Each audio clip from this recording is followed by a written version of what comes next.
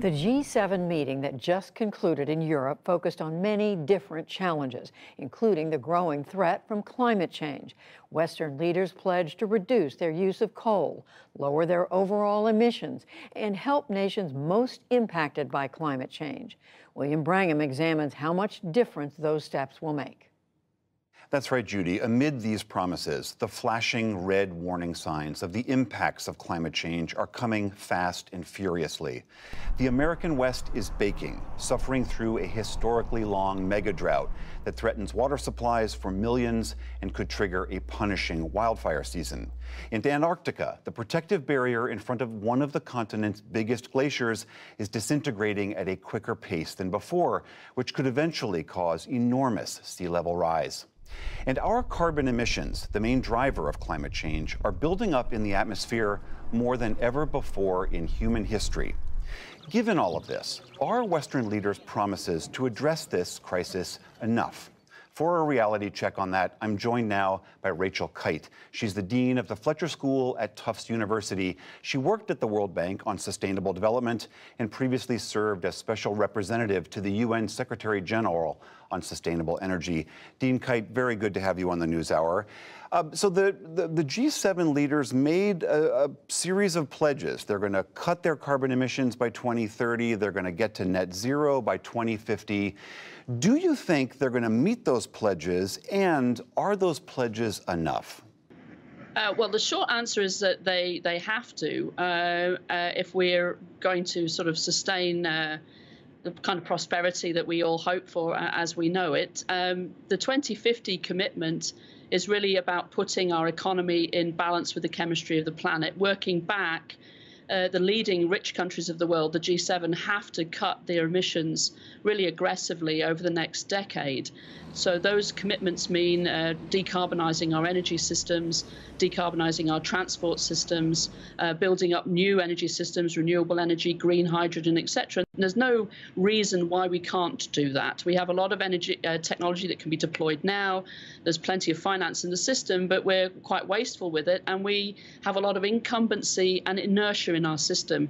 And really what I think the world was looking to for the G7 was a really bold commitment that they will lead by example from the front, and that they will generate extraordinary amounts of resources to help other countries who didn't cause the problem come along as well.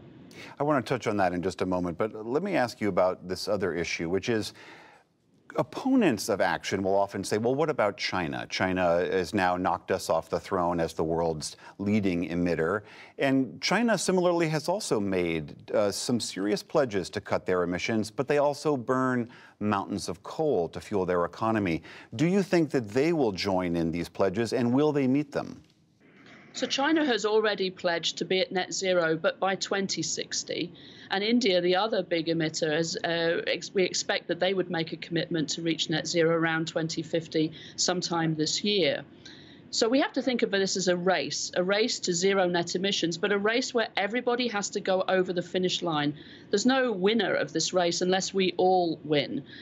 So the diplomatic activity that's happening between the United States and China, between the European Union and China, is about getting China to commit to stop financing coal overseas and to move away from coal quicker itself domestically. That's made a lot easier when the West will say we're completely out of coal ourselves. So I think the race is engaged. Everybody's in the race, but everybody has to find their own way to win it. Part of this race, as you describe it, is to keep the planet from warming to 1.5 degrees Celsius additionally. Can you explain why that target was set and what it means if we go past that? In Paris in 2015, the world agreed that we needed to stop warming at well below 2 degrees. Subsequently, there was a scientific report, an international scientific study that showed that actually 1.5 degrees was going to be where we needed to be if we were going to prevent catastrophic climate impacts. So the science would indicate we have to be more aggressive than we thought we had to be in Paris, and we have to do it quickly.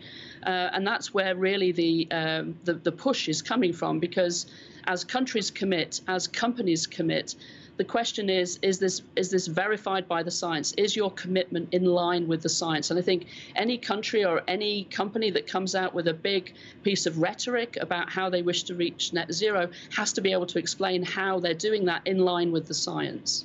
Because that is, as you're pointing out, the pitfall. We've spoken loftily about our ambitions, and yet we've fallen far short. What gives you the confidence that this will be different? Well, because I think we have the largest part of the world's gross domestic product involved, right? We have China, the European Union, and the United States all committing to this target at mid-century.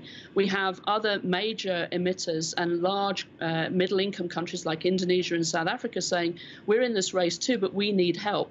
And we have,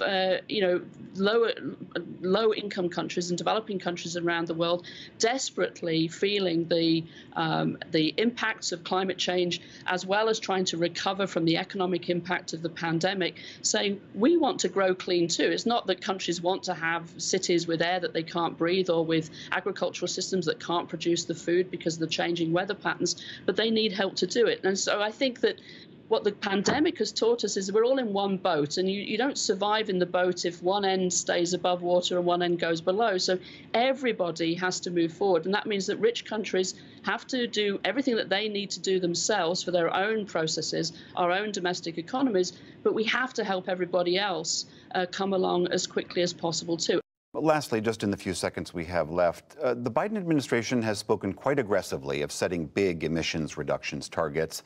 But some environmental groups are worried. They look at Biden administration support for certain oil and gas projects and talk of taking major parts of the climate policy out of the infrastructure bill that is currently churning through Congress right now. How do you rate the Biden administration's approach thus far?